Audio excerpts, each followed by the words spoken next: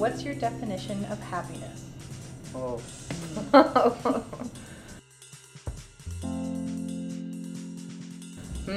My definition of happiness is probably, it's a really hard question.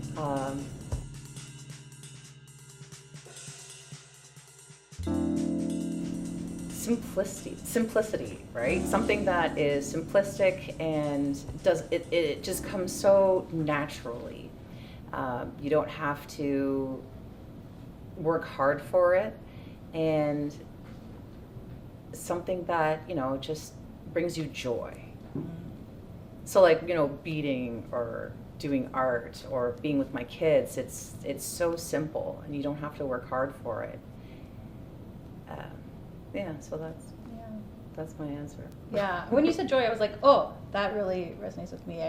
Whenever I think of happiness, I think of laughter. Mm-hmm. And like the simple things, the easy things, the things that life should be full of, are laughter and the little things, the easy things. Oh yeah, and that's most happiness, definitely. right? Like that's Yeah, definitely. Who's the most famous person you've met? Define meet. Like, I've been near. Is that meeting, or is it like talking with them? Meeting? I wish you could go into more detail. Oh, if only we had some clarification. I guess it's really up to you. What you decide. Well, one time when I was in my early university days, I went to Toronto to see a production of Blithe Spirit, and it was really wonderful. And Angela Lansbury was in the starring title role. It was incredible. It was a really cold winter day, and we, as young little people, were like, let's go to the stage door and get everyone's autograph. Everyone we meet, Angela Lansbury, the icon herself. And we got there, and they were like, it's very cold, she's very old, she cannot stop for anyone, but you walk by and you can get your pictures and say hello. And so I was like, oh, goodbye. And she just like walked by to her limo, and I yelled after her, watch out, she's precious cargo. So I guess she's probably the most famous.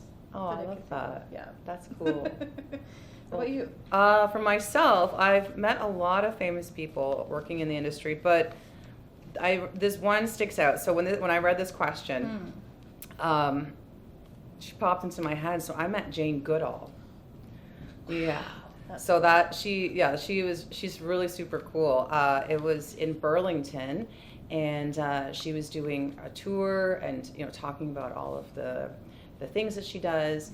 And she was coming along on the balcony, and she was just shaking everyone's hand, and I was next, and then I shook her hand, and then I introduced her to my partner at the time, and I touched her elbow, and it was so soft. Oh, it would be. It was so soft, and I just remember that of her. Her spirit was so soft, her voice was soft, and her elbow was soft.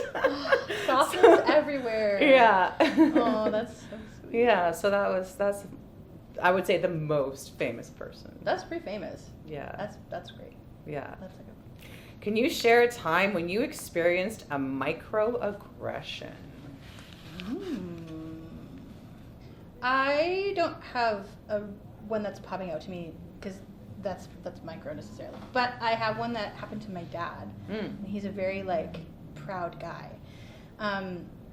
And I think a lot of times it doesn't happen to me because I am very aware, and safety is a priority for me, especially as a woman and just in the world. And so my dad, who's just like this cool 6-year-old guy, he's a little bit more sometimes loud in public spaces, and just no matter who's on the other receiving end.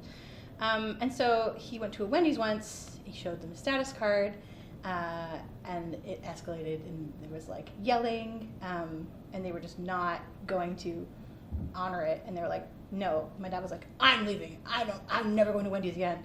It's been probably 5 years. I think I tweeted about it, and then Wendy's was like, we'll try to fix it, and my dad was like, I'm not going to Wendy's again. He got a call from Wendy's corporate. Really? And they were like, hey, my guy, sorry. And he was like, no. So, wow. Yeah. He's a brave guy. He was like, I am unacceptable. And if that had happened to me probably in public, I wouldn't have been as good at handling it. I think I'd be like, okay, bye. Mm-hmm. But Yeah. He's an inspiring kind of guy. Yeah, he really took a microaggression. He said, "Not today, not ever." So, yeah. Crazy. Mm-hmm. Oh wow, your dad's cool. I know. Cam's a good dude. Shout out to Cam. Love you, Dad. All right. As you were talking, one popped into my mind, and it was I was at a concert. So I love to go to festivals because I love music. Yeah. And so I was with my friends, and we were trying to get to the front or closest to the front, because that's what everyone does. Everyone just like, ooh, they push themselves to the front. So I'm going to the front with my friends, and I accidentally walk between a girl and her friend. And for some reason, this girl decides to kick me. Like, she just hoofs me front forward. And I was just like, I'm sorry, we're at a festival. Like, I didn't, okay. Well, like, we're all trying to get ahead. It's a great show. It's one of our favorite artists. Like, so I was like, oh, she's having a bad day. So, girl. Yeah. Yeah. So I don't know. That was a microaggression right there. Yeah. I didn't have it. Wasn't having it. Good for you. So yeah. We just kept going. Yeah. Turn around and be like, ooh, what was that? Run away. Yeah. Run to the front. Yeah, Run to the better that's space. right. That's right. You won in the end. I did, because I didn't turn around and pop her one. Exactly. Okay. I'm going to do this one. What's the most important piece of advice you can give to anyone who is thinking of moving to Hamilton? That's so tough. Like, what are their priorities? What are they looking for in Hamilton? Totally. Right? Like, the best advice is always look behind you when you're driving, because you never know when a biker is going to come flying by. Yes. Oh, bike lanes. Learn the one-way streets. Like, read the street signs and don't go through the red lights, because you're gonna get caught. Yes. Like, no matter what. That's so true. That's like the best advice I can give, because that's, That's a good one. Yeah. Yeah. Or just don't have a car. Just take transit. Transit's fine here. Yeah, it's not bad. Yeah. I'd say just that Hamilton's not scary. I think Hamilton has a weird reputation. Not a bad one, not a good one, just a weird reputation. But I think once you embrace the weird, everything's totally fine. And I think some people get scared by weird, they get put off by weird, they get confused. One of my favorite things about Hamilton's way that it tries to market itself is one of its slogans is the ambitious city. I think that's so true in all aspects. I think it's it's just gonna get there. It's trying hard to get there. It's just it's the little Hamilton that almost could. There. Yes, it's perpetually just trying. Yeah, and I love that grit about it. And that's not something that I want to see scrubbed out. Growing up here, I think it's what makes people down to earth and real people. So, yeah, don't be scared of a little grit. And what? You come home to brush it off. You're good. Yeah, exactly. Put your clothes in the laundry. You're fine. I'm home. I got a layer of Hamilton on me. Yeah, you're good. Shake it off. You're good. Or absorb it. Yeah. And then become one with. Become one with the city. Yeah. Ooh, safe space for BIPOC artists in Hamilton. For me, the safest spaces I've found have been art spaces. They're often the most accepting. They're often the most open-minded. Yeah. I think there's also a surprising amount of support in some of the bigger institutions. I think a lot of the infrastructure in Hamilton is getting better and better every year in supporting all kinds of folks, including infrastructure in institutions who historically haven't been good at that. I think they're getting better and better. I've been lucky to be, a part of some of that at Theatre Aquarius recently. Right. Yeah. Yes, absolutely. So I just see firsthand how a safe space for folks like us and other folks really can impact someone's work and life. And I'd say the more you can get involved in the arts and meet people and network and just hang out.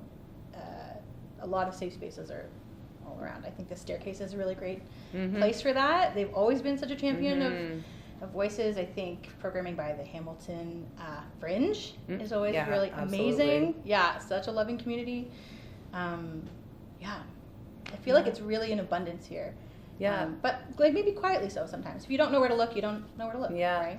Well, just to tag on to that, I think the It's Your Festival. Yeah. Right? They've had even like an Indigenous stage. So I've had some friends perform on there before. But speaking from my perspective is I've always been part of the theater group. So like the musical theaters, you know, like Hamilton Theater. And I've always felt like safe there as well. Yeah. Like they give everyone opportunity.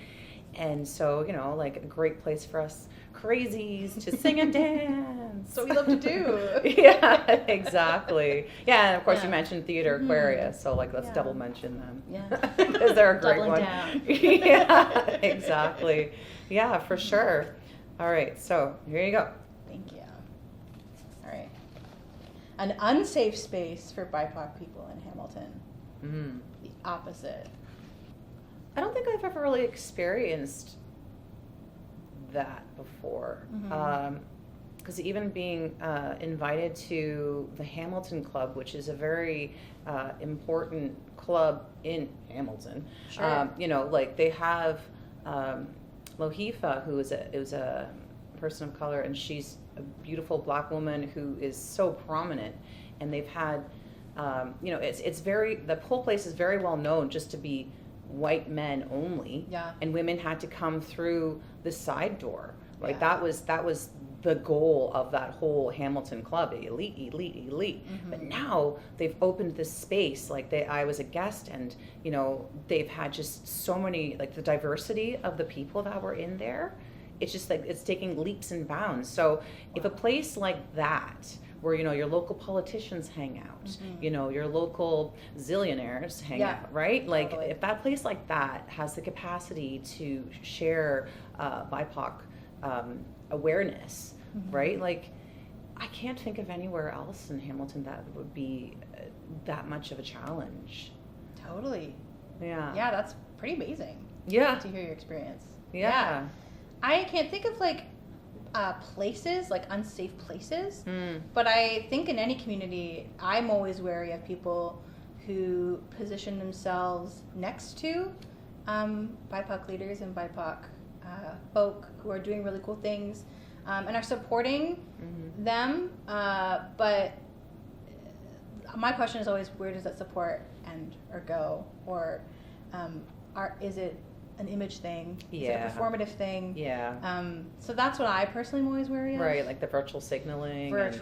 So much of that I find just in any community. But it's not a Hamilton issue, but it's something that that's the unsafeness I've seen is the advantage taking. Right, of course, Yeah, I've noticed that as well, especially with politicians. So you know, like getting your token native to come along. Exactly. Like, if you're asked to join a project, just to be that one voice in the room. But not even have a voice. Exactly. Just to have a warm seat. Yeah, the performative, like, oh, it looks like you have something to say, and it looks like you're signing off on this, but really, there's really nothing happening. Yeah. What's that called when you take over someone's culture? It's like cultural appropriation. Yeah. So even like some of our cultural days are being appropriated, right? Like Orange Shirt Day used to be all about us, and now it's about truth and reconciliation, and the government's coming in and taking over this truth and reconciliation thing. So it's like, well, is it our day, or is it the government saying, hey, we're here? Yeah. But, look, we're doing it. Yeah, we're doing it, but it's like, but I don't think you're doing it. Yeah. You're just near to it. Yeah, exactly. And also, taking advantage of the work that's already happening. Yeah, and continuing without you. Yeah. So. Yeah, exactly. Yeah, I'd say that's, just the unsafety in relationship. Yeah, and being able to talk to the community and seeing their needs on their days, you know, that's important. Totally. Yeah. Oh, there's still some more. Huh? It's like a fortune cookie. Mary Poppins bag, never ending. Yeah, they just keep growing in here. What's something that needs to change immediately in this city? Immediately. Oh, man. So many things. I know, popped in my brain. right? It's like immediately, I think is the like shrinkage of third space, the shrinkage of public space, of access for folks to have space to be people. That's not corporate or commodified or owned. That is a really big one that always pops in my brain. Affordable housing.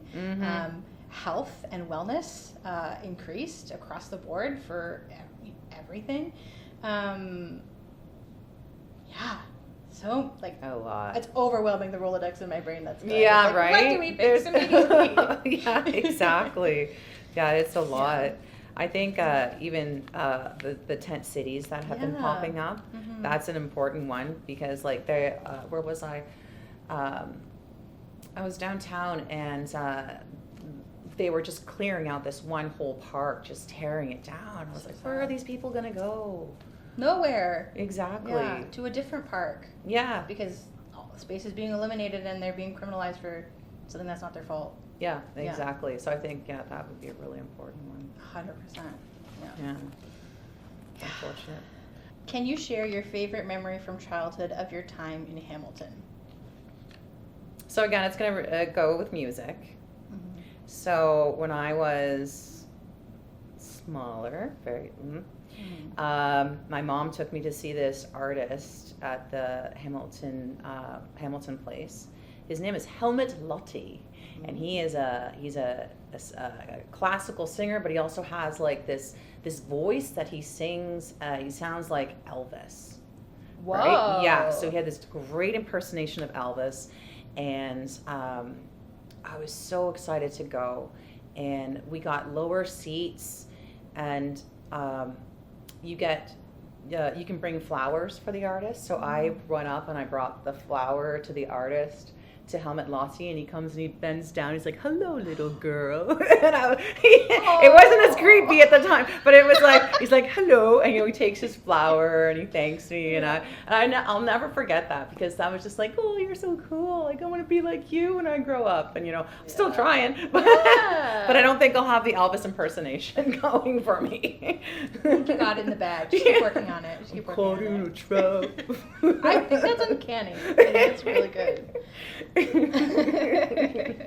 I don't know, so many incredible memories. A lot of them like attending cool events and theater and music but one that is maybe less cool, but one of my favorites is back when everyone was like, Hamilton is super yucky, before everyone started moving into our houses. I, in grade 8, decided to do the city of Hamilton as my Heritage Fair project. Wow. Because I have always loved Hamilton. I loved it before it was cool. I loved it when it was weird. And I just, vividly remember researching this project. I, went to the archives at the downtown library. I, leafed through little books. I'm just in my grade 8 vibes, just, my side bangs, just looking through stuff. And I have this photo of myself. I ended up going to, not provincials, but the cities at DeFasco. And I had this big backer board that I painted the city of Hamilton flag. And I had all this information. And I snuck in some information on ghosts in it, because that's who I am. And I just tried to gather every little bit of Hamilton that I love into something that people could love. Because I just love this place and the people that live here. So my biggest memory is just being kind of obsessed in a little bit of a weird way. With where I grew up. Yeah. That's so nice. Yeah, and I have this picture of me standing in front of it like this. So proud. So proud. Just really excited to be here. Yeah. The side bangs. Yes, of course with the side bangs. How else? Yeah. Yeah. Oh, that's pretty. So just being a big fan. Yeah. A big cheesing fan. What's your favorite non-sexual alone activity? Watching TV, but specifically this weekend, beading while I'm watching TV. Mm-hmm. I just did a ton of beading on the weekend. I can't stop watching Curb Your Enthusiasm. It's not a problem, Mom. Don't be worried. It's fine. It's good, actually. Yeah, I love watching TV, and I love watching with people, but I watch a lot of it. I really am a binge TV watcher, so I can get through more of it on my own than I can with other people. So I love watching TV by myself. Yeah. So in reference to the previous questions, you would have said, "Oh, I like TV more than movies and music," exactly. right? Yeah. See, I call that. Okay, so my favorite non-sexual alone activity is also working with my hands. So what I like to do is I actually make dreads. No way. Yeah, so I make dreads and I sell them, and maybe it was like 4 years ago I started getting into it, but I know that like my nation, so Cree Nation, had dreads because you can see it in the pictures. So I started making them and I put them in my hair, and I had like a lot of clients, and then pandemic hits, and then you have less clients, but I still sold them. So that's my art that I like to do, and watch TV while I'm doing it. Right? You just you get your hands going, and you're watching your favorite show or whatever. Yeah. So I just finished The Circle, which is a social media experiment. Yes. Oh, best piece of advice you have ever received. Life is like a train, because it keeps going. Sometimes it stops, but it keeps going, and you have to enjoy what you see, because if you don't look out the windows, it's gone. And enjoy the journey. That's really beautiful. That's a good one. Yeah. I love that. How about yourself? Mine is mine's a Cam original, a Cam Billings original. It's not, but it's what he always said and always says, and it's, I don't know if it's the best advice. It's great advice, but it's the one that sticks with me, and I think that's probably best advice if it sticks with you or sticks to you. And he's always saying, "Walk to the beat of your own drum," which is a classic. Just do what you're doing, and don't be worried that it's different from other people. Well, it served me really well, because I'm constantly doing things other people are not out here doing. Yeah, of course. Yeah. Yeah, you're walking to the beat of your own drum. Yeah. I love it. What's the cringiest thing you've ever shared on social media? Oh, this is funny. When I was in first year university, we pulled a few all-nighters, like you're wont to do in first year university. And my friends coined this phrase, Carly at night, because when it's nighttime and I haven't slept, I get strange. And then they were live tweeting it at the time. And the very first tweet of that whole series, which is, I don't know if it's still out there, don't go looking. I don't care, it's fine. But the first tweet I distinctly remember, because it was live tweeting what I was doing, I was lying down in bed eating rice, and I said, I don't think I've ever eaten rice lying down before. And I said it in that voice, because I was realizing I've never eaten rice lying down before. You're having an epiphany. Yeah, I'm like, I've never been lying down eating rice before. Yeah. And then #Carly at night. So that definitely lives somewhere on the internet. Wow. So that's probably the cringiest. But I think it's particularly funny. So. Yeah. I have a hard time, like, I don't know, some of my favorite genres of things that I make are cringe, like cringe comedy specifically, too. Oh, that's so good. Yeah, and so, like, that's important. Everything I post is cringe. Like, could be cringe at some point. Cringe is hindsight, I think. So, yeah. But that's probably good. Carly at night. Yeah. Oh, I love that for you.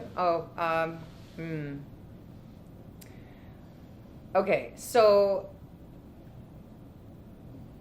my ex found this picture of me when I was, I used to work for this little MLM company called Undercover Wear, and we sold like lingeries and all of this stuff. So we were having a fashion show because it was like one of the parties, and we were, all with all the sellers and stuff. And I put on one of these lingeries, and I was doing this fashion show, and a picture showed up on Facebook of me, and my ex was like, look at you.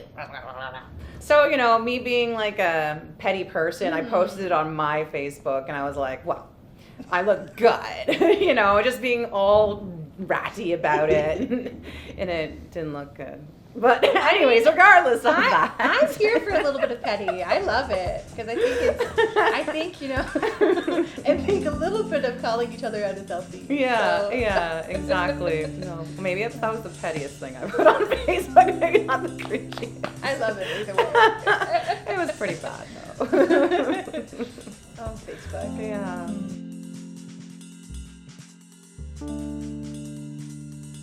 Follow my social medias. They're all at Ms. Carly Billings. And also, I co-created a theater company here in Hamilton, based in Hamilton, Toronto, called Afterlife Theater. And you can find us at Afterlife Theater pretty much everywhere as well. Or afterlifetheater.com.